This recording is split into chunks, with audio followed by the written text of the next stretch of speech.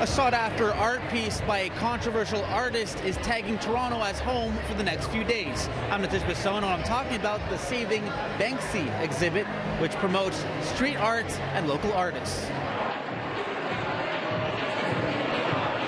It's called the Hay Street Rat, and the giant rodent isn't scaring people away. Instead, it's drawing them closer. This piece is by anonymous UK graffiti artist Banksy, a political activist known for his satirical street art. The infamous rat, which has an estimated $2 million price tag, was completed in 2010 on the side of a San Francisco bed and breakfast.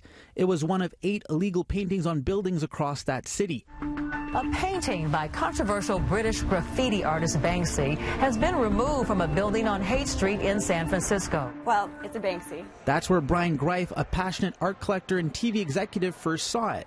You know, I would see the public reaction. You'd have hundreds of people come to take photos and see the Banksys, and then 2 days later the building owner would paint over them. And I just thought it was a real shame that art this important and art that has this much impact was painted over.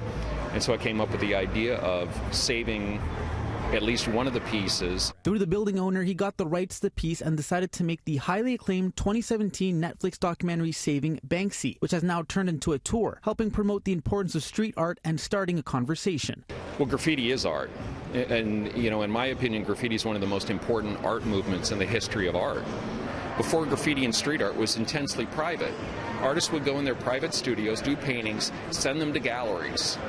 Graffiti artists, street artists put their work on the street for the public to see for free.